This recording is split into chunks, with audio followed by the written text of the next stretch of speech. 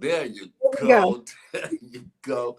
I heard the dog. I need a dog. What kind of dog do you have? I have two dogs. Uh-huh. I have a Yorkie and a Shorkie, and they think that they are television radio stars because they're only on and loud when I'm on live. Yeah. So that's when they want to crank it up. Yeah, but they're my babies. Nice. Good morning, ladies and gentlemen. Those of you watching us from around the world, I am so excited about this Saturday morning conversation. Oh my goodness, can you believe it? We're on day 30 of 2021 already. And if you've been following my platform, you know I'm pushing people to learn how to take control of their lives and structure it in a way so that they like where they are. One of the things I've discovered is a lot of people don't like where they are in life, and everybody have some bumps in the road. There are seasons we have no control over. However, I think for the most part, we should put in the work to bring us to a destination that we're more inclined to wanting to be in. Okay, so you're not a rock. You don't have to stay there. You're not a tree. You don't have to wait until someone else come and edge and prune you. You can do some work on yourself. And so this morning, I'm joined with my kingdom sister and friend, Sharee Lee, all the way in Chicago. Good morning, Pastor Ricardo, and everybody out there up nice and early this morning. I know. When you saw this invitation, 6:30. Okay, let me see. Could he give me another invitation at some other time? But thank you for accepting my invitation. No worries. I'm honored to be here.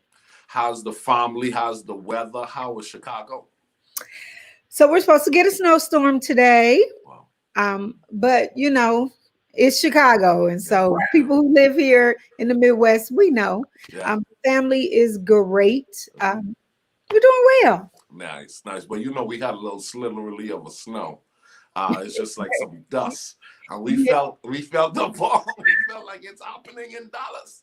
Oh my goodness. And people were like, it's snowing outside. Please go and look. It never really melted. It never really landed on the ground. But hey, we felt like we were Chicago for a moment. Yeah, well, let me first apologize for my extra guests that I have today. Yeah. My dogs, they just love when they hear voices. They're like, "Oh, are they talking to us?" So I apologize in advance for my babies. No, hey, you're fine. All of us in virtual land have had to accept there are some new normals. And one of those new normals is that we will have pop-in guests on our various Zooms and StreamYard and all of that good stuff.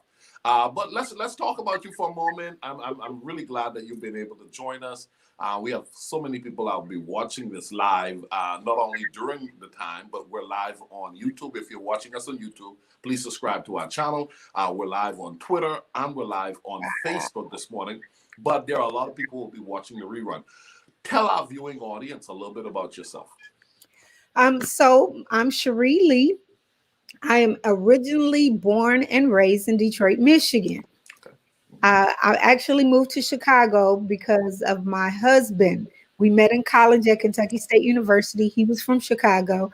We got married. He tricked me and he said he wanted to move back home. And so that's how I ended up in Chicago. And I've been married for 26 years to the wonderfully fabulous Robert Lee.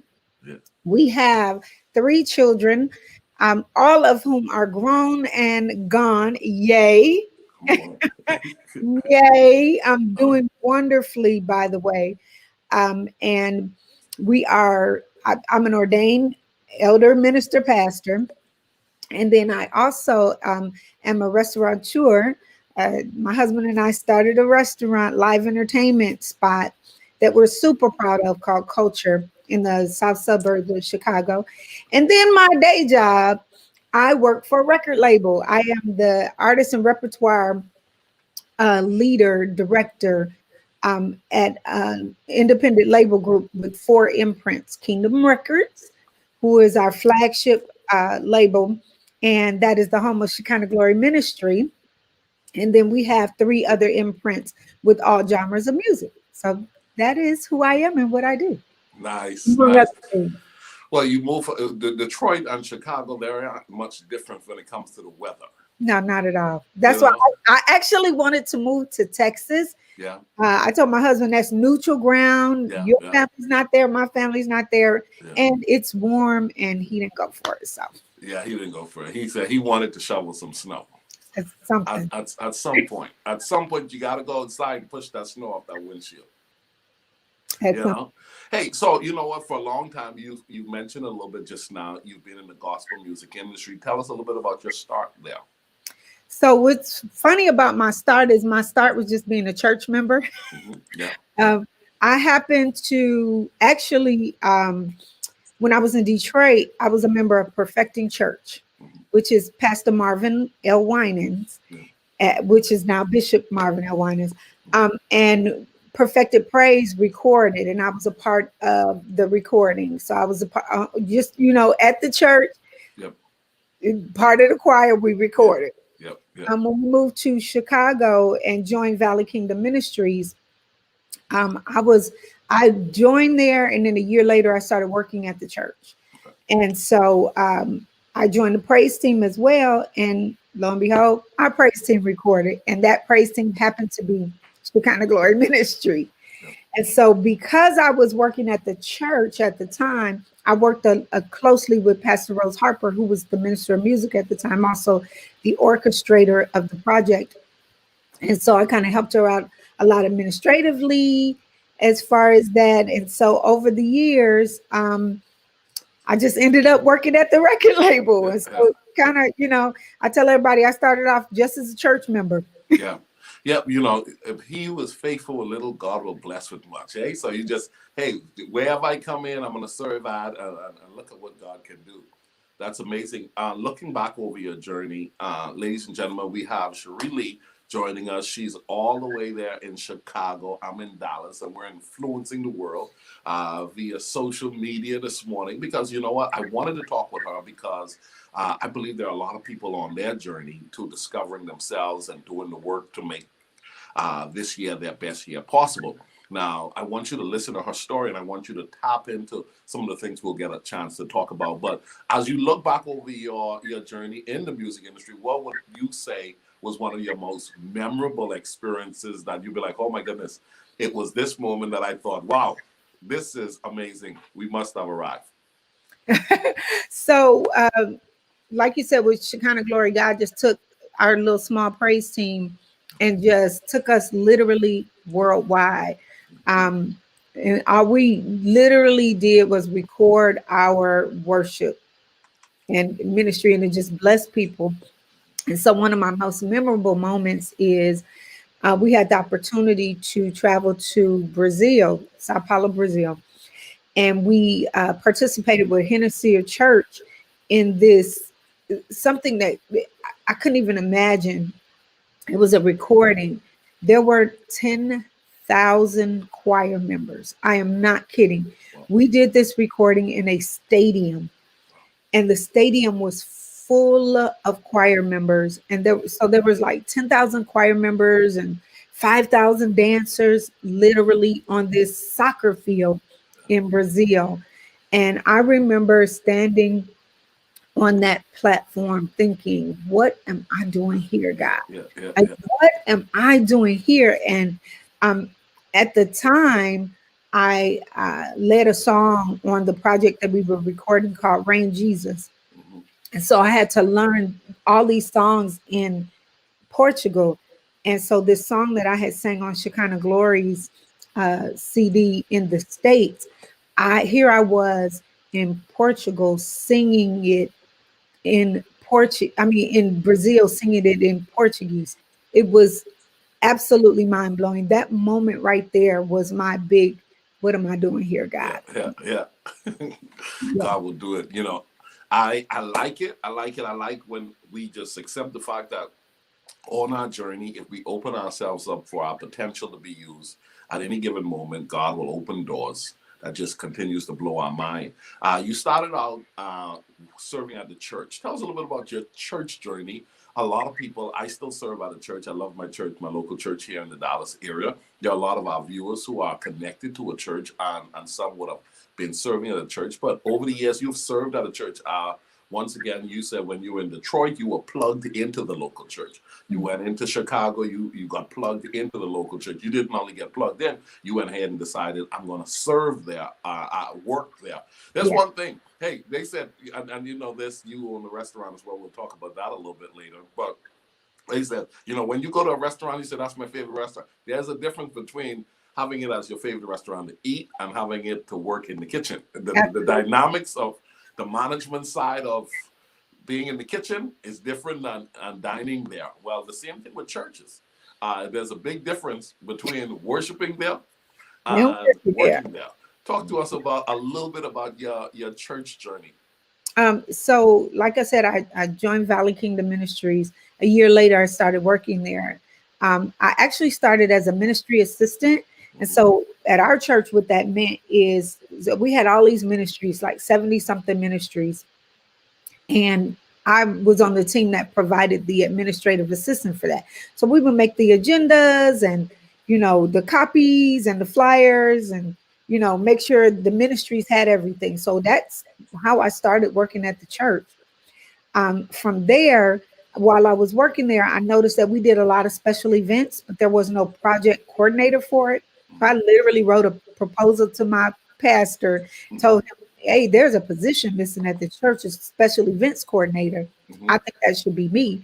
So I wrote this proposal. I wrote the job description. He gave me the job. I got a promotion to that. A couple years later, our church was growing. It was growing exponentially.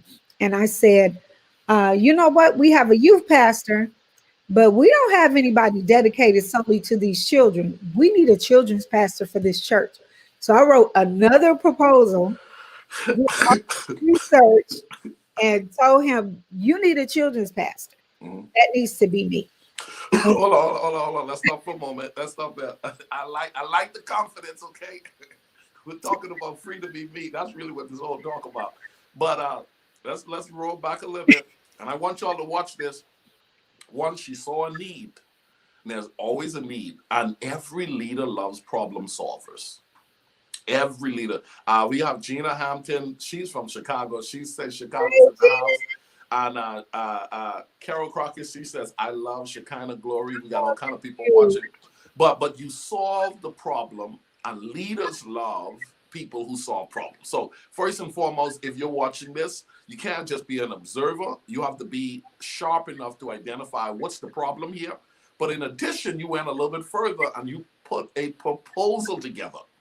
She put a proposal together suggesting this is what this position would represent or reflect or bring to ease the overall vision of this church. That's amazing. Yeah. I still know 1,000 churches that I know, and that's a lot of churches. I could sound like I'm exaggerating, but I know a lot of churches that do not have an event coordinator. And so even now, you still keep putting that proposal around and going to some churches, and some mega churches will hire you because there are a lot of churches that have not taken the time to get an event coordinator. But let's move on a little bit. I heard you said something. That's me. Not only did you put the proposal together when it was for the children's ministry, you says, hey, y'all need someone to focus on the children. Here's what that should look like in the position, and I believe I'm the one. Somebody ought to shout confidence. That's what I'm talking about. I love it. And then your leader, your pastor, he was smart enough to know, hey, listen, if the woman had the eye to see, if the woman had the eye to put the proposal together, I could have a Joseph in the house who can help, because that's what Joseph did. Joseph, he saw the problem that was about to emerge. Then he drew up a plan, and then Pharaoh said, you're in charge of it. You're in charge of it. Let's go back to the children's ministry. You presented the proposal. You say that's me. Boy, ladies and gentlemen, I hope you all are capturing something from this for yourselves. Go ahead. So I say that's me. Give him the proposal. What's so funny is, I remember I told you I had 3 children, and he was like, at the time we had about 500 children in the children's. Well, we actually had less, maybe about, 250, 300 children. And so he was saying, don't you aren't tired of children? And I'm like, yeah, I get tired of my own children. Yep. like, but I know that this is what God has me doing right now. Yep. And so he gave me another promotion, Yep. and I did that as a vocation for 13 years. Yep. Yep. In that process, which is funny, our church started going more into the seven systems and dealing with the seven systems of power and influence. Yep. And so our church was going through a transition. I was getting older. Um, and so in the midst of that, I was put over our Christian academy. But it was at the time when our country was going through a recession. Mm-hmm. And so Apostle had offered me this position as the leader over our Christian academy. But at that time, I was seeing a shift because it was Mm-hmm. 2009, Mm-hmm. 2008. And so at that time, I was like, you know what, this is we're struggling here. Yep. People are taking their children out of Christian schools because of finances, just so trying to survive. And so we made the decision to close our school, our academy, and I opened up as a performing arts program Okay. for children Mm-hmm. because they had taken arts out of the schools, and I realized through my own children what difference the arts could make in the life of a child. And so at that time, I started Kingdom Performing Arts Academy Okay. through our church, Yep. and I ran that for 10 years. But also in the midst of that, because one of the seven uh, influences is arts and entertainment, I was then moved from children's pastor to the arts and entertainment director of our church. Yep. And so I was in charge of Shekinah Glory and all of the visual productions that we put on at our church, and anything arts and entertainment was me. And I did that for 5 years Yep. until I finally retired. I retired from working at the church. I had worked there for 18 years, Uh-huh. and I finally retired to pursue the Kingdom Performing Arts Academy full time. Yep. And then where God led me after that, Yeah. has been blowing my mind. So Nice. Nice. Nice. my Nice. journey in a quick, while my audience is clapping. Not, you're fine. You're fine. We totally understand. Let's talk about this. Over the years, you've learned to embrace your uniqueness, what you bring to the table. You were comfortable in saying, "Hey, an event planner. I sing. Not only sing or assist on the praise team. I'm prepared to lead." There's a difference between assisting on the praise team and leading the praise team. There's just so many dynamics there.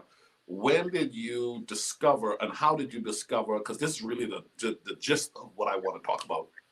Because I believe that there's just so many people who have not tapped into their uniqueness. They have not tapped into themselves. They're not free to be themselves because they've never done the work to find out who they are. And so there's this, I don't show up in the room to be who I was destined to be because I've never discovered who I was meant to be.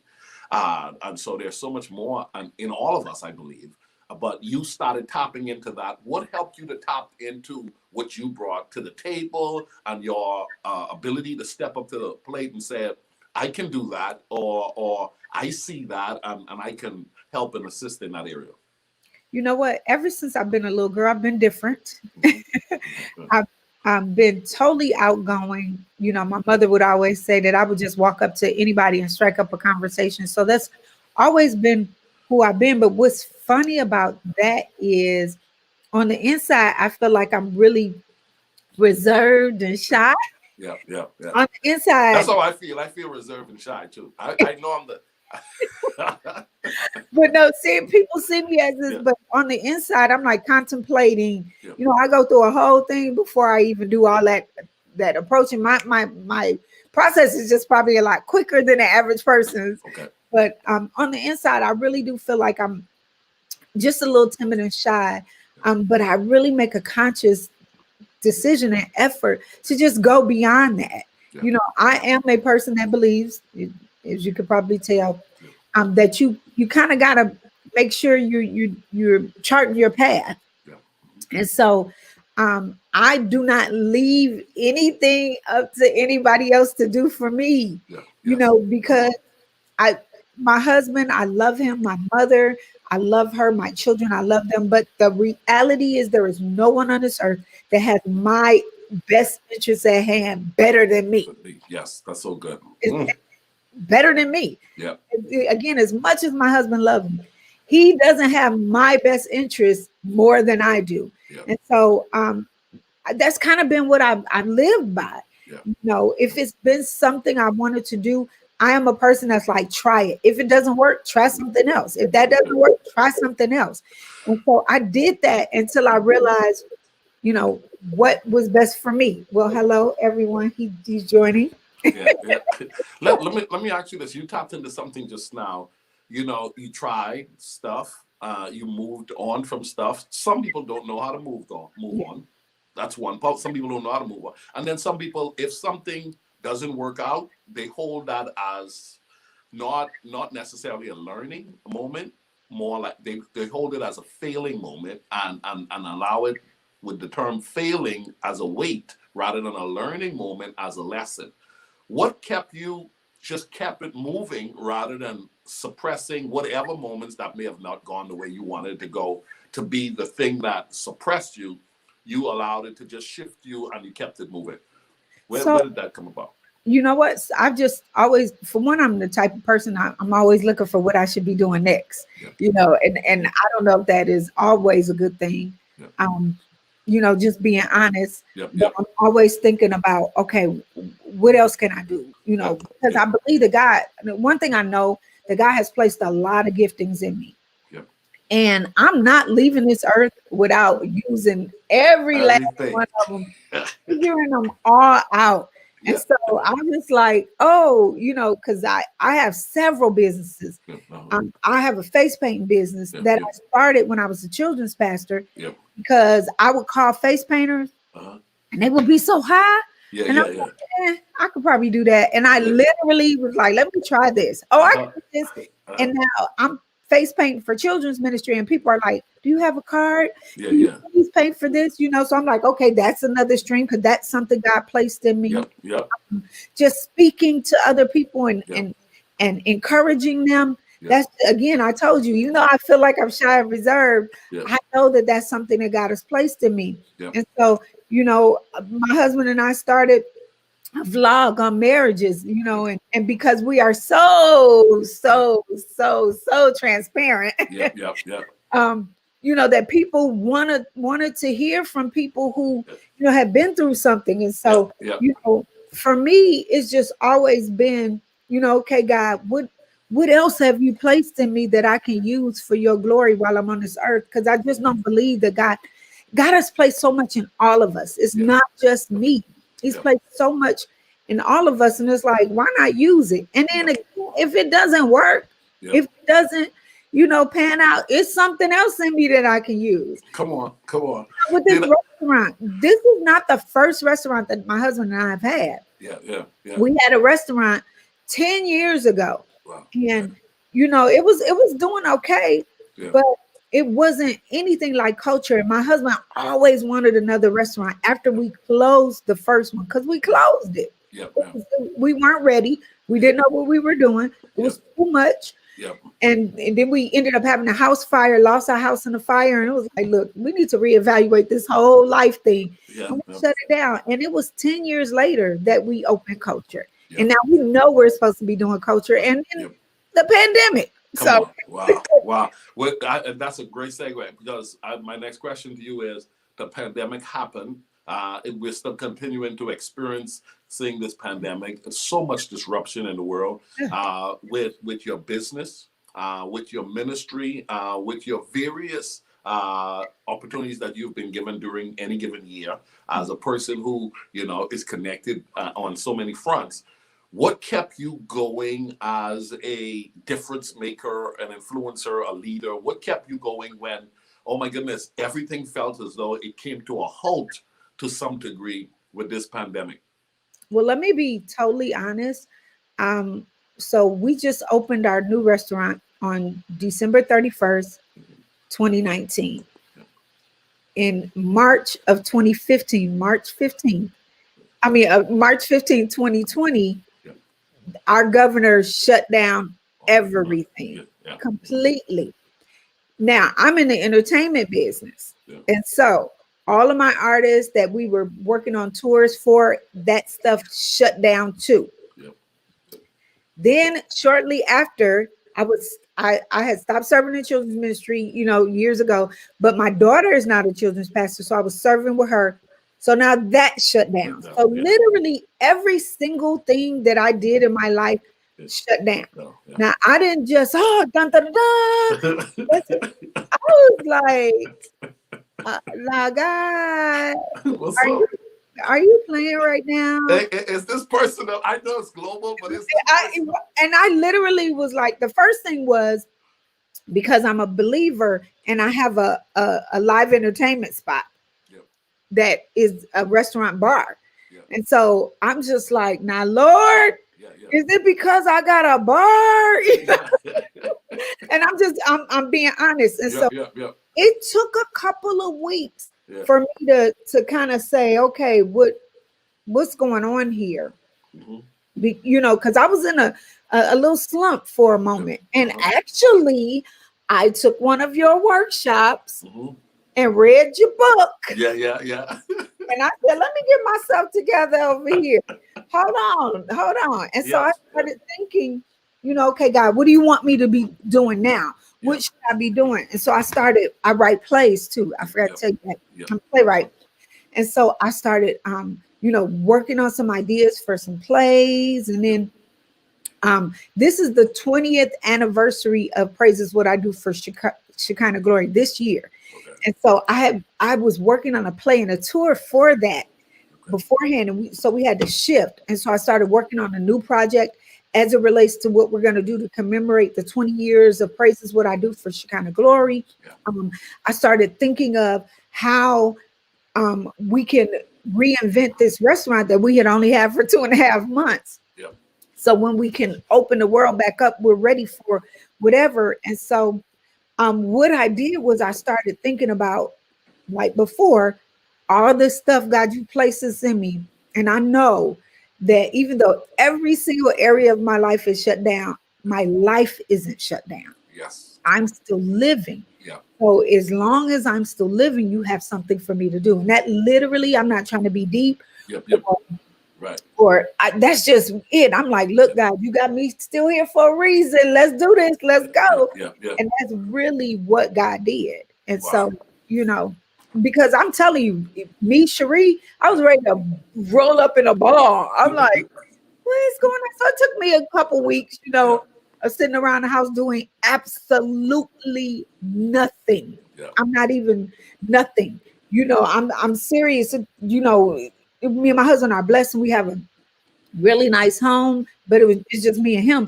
And he literally, the day after they announced it, he went back to work. yeah, I'm in the house, me and the dogs. yeah, yeah, I'm bored. yeah, I watched all the TV I could watch, yeah, and yeah, yeah, he was just like, "Look, come on now, yeah, yeah. come on." So Wow. I know that last year so many people thought, as you mentioned just now, this has to be personal. You know, this what's going on. When you watch the news, they did say it's global. It is global, and there's so many other people just like you thinking, "Gee, what is it? Is it this? Was it the sign that I put on the building? Was it that party I had last weekend?" yeah, No, this is bigger than any one of us. But looking back over your life, when you look at yourself and you say, you know what, I've learned so many lessons. What advice would you give 20-year-old Sharee Lee?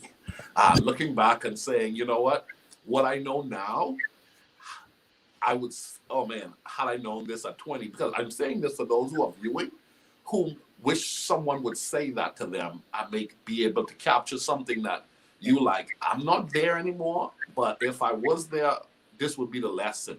And so, what would you say to 20-year-old Sharee Lee, knowing what you know now? you know What what?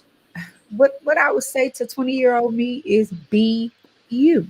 Yeah, yeah, Like, God has made me so dope. yep, I'm yep. just Come on. I'm Yeah, so serious. Like, God made me so dope, and yeah. He made you dope too. Right. But just be you. Yeah. Every single thing that I went through, I'm so glad I went through it. Yeah. Yeah. And there were times that I was afraid to be who I was. Yeah. Yeah. Again, I am a believer, I'm a Christian, and I love music. I love all genres of music. But I was taught, as a believer growing up in church, if it's not worship music, that's the devil's music, And something about that just wasn't setting right with me, Yeah. because here I was as an arts and entertainment director teaching that God is the creator of everything. Yeah. But then I'm saying something belongs to the devil. Yeah. It wasn't setting right with me. Yeah. And Yeah. so um, I would tell my 20-year-old self, it's okay to have those extra thoughts. Yep. And because God made you so dope that he gave you those extra thoughts to think about. Yep. And for me, being who I was okay. Yep. As, and that's just such a hard lesson for some of us to learn, because I want to be who they told me I should be, Should be. Yep. and what I should act like and how Yep. I should move. And I'm Yep. not none of that. I'm Yep. so Sharee, Yep. and Yep. I'm the best version of Sharee that you will ever meet. Yeah. Yeah. Because Let's talk about that for a minute, because there are so many people who have been conditioned to live from the outside in, that even though what you're saying is resonating within, that they want to say they're dope, And I grew up in the Bahamas. My mom would be like, he's so tay-tay, he's so, it's almost like he's into himself, right? okay. But it took me some time to learn how to be into myself. I put some work in to learn to say I like me. For me to say that comfortably, as a matter of fact, we and a couple of friends were going out the other day, and my homeboy, he said, man, listen, bro, we gonna have a time tonight. He said, I look good, bro, I'm sharp. I'm like, man, did you just say I look good? In other words, you're not taught to say, Yep. I look good, I got it going on, things are working out for me.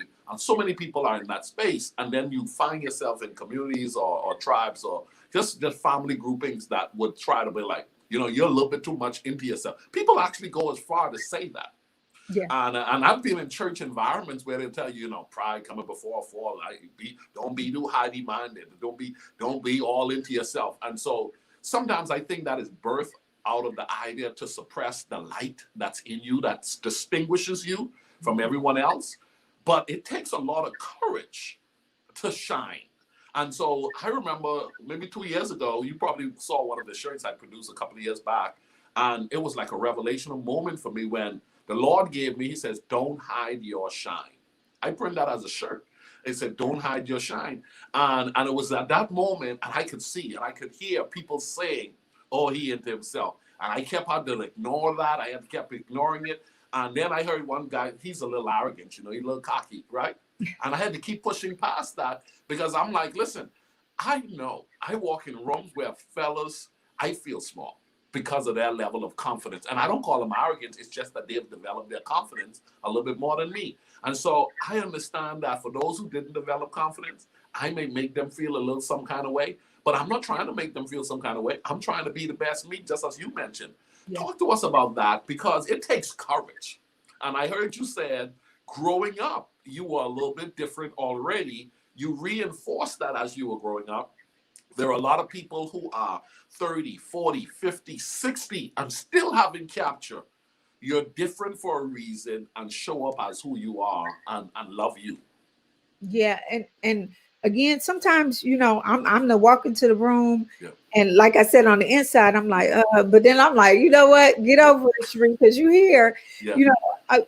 Seriously, for me, again, I've always been different. I've always been, not fitting the mold. Yeah. And that'll make you feel like, well, what's wrong with me? Okay, I don't think like that. Or that I'm questioning things. I'm like, that don't make sense to me. But I cannot live someone else's life. I just can't do it. Come on. Yeah.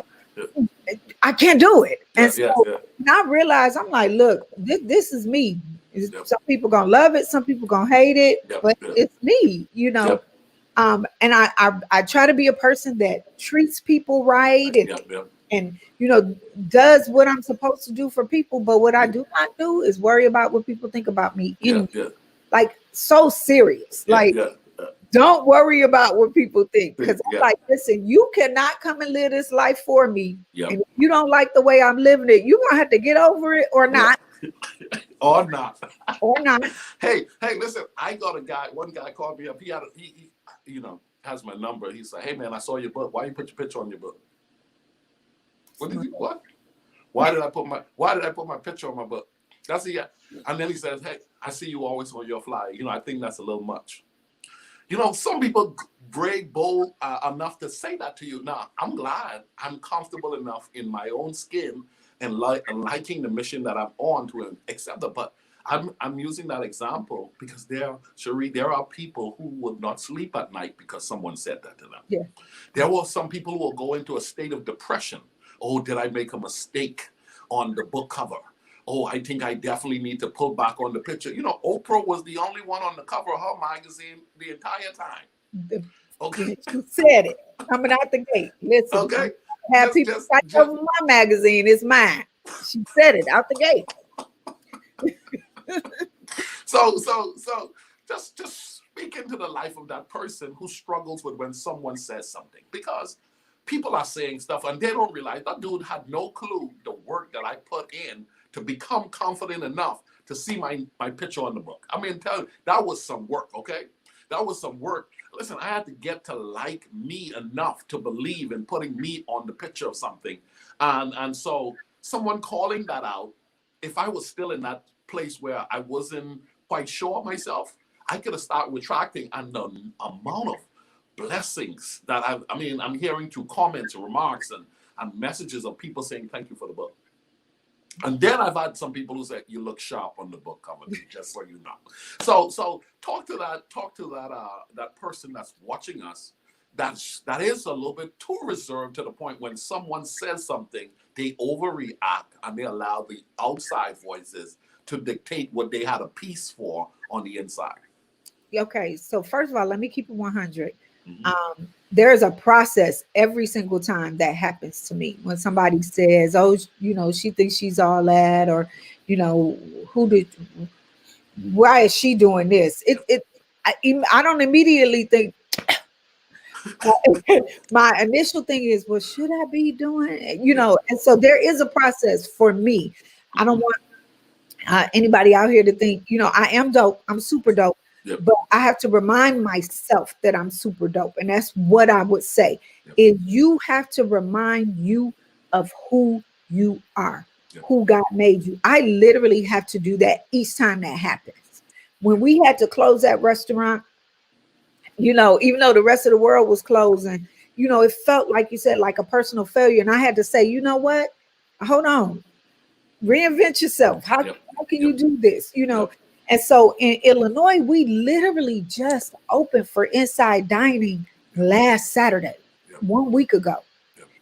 We made the difficult decision not to open back up yet because we have a place that holds about 200 people. The limit is 25 people now. It doesn't make sense for me to open up my business for 25 people.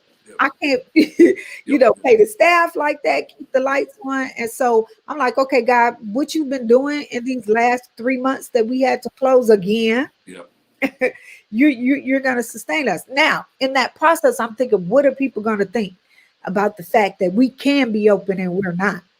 And then I had to say, wait a minute. Because those people aren't paying this mortgage. Aren't, so in that, again, and I hope I'm answering what you asked. You are.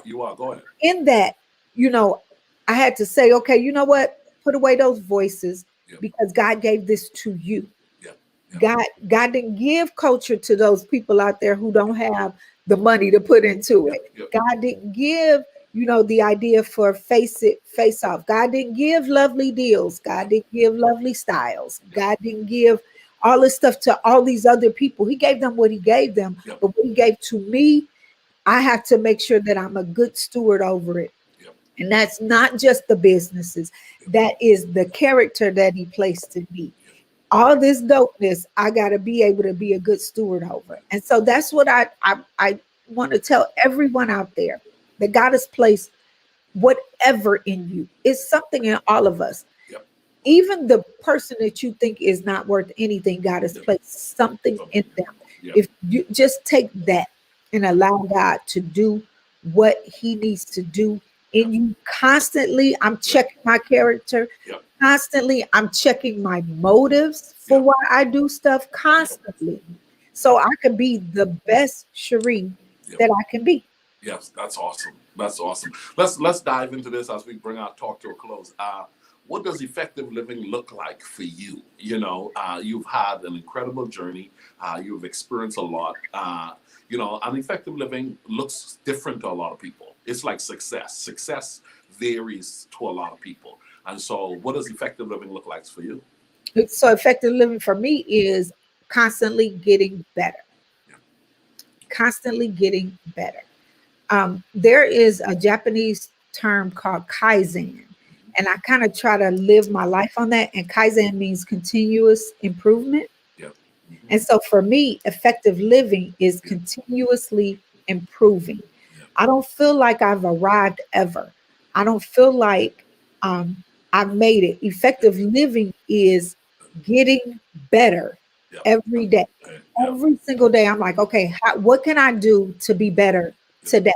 Yeah. If that That's good. means That's so good. waking up just 5 minutes earlier, Yeah. being better, or today I'm going to eat something better, or Yes. today I'm going to reach out to somebody every single day, just doing something to improve who I am. That's effective living for me.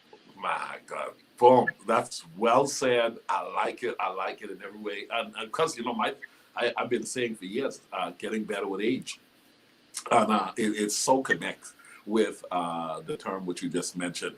Tell us a little bit about the restaurant. Dive into that a little bit. Okay. As we get ready to close out, someone said in the comment chat, I am culture. That's what's up. So Yes. go for it.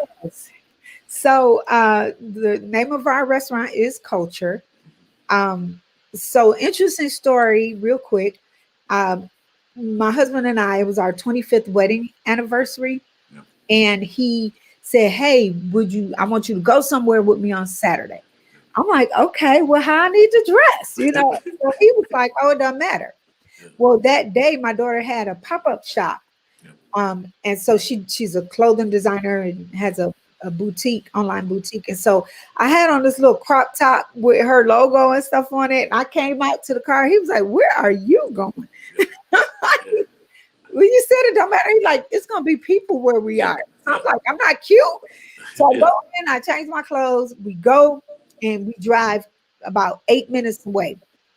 It's about 4 o'clock in the afternoon on a Saturday. We pull up to this place, get out the car. And I see this guy walking down the street, and he's like, "Oh, hey, Steve." And I'm like, "How you know Stu is Steve?" Yeah. We go in this place, and we're looking around. It's nobody in there. And he's like, "Do you like it?"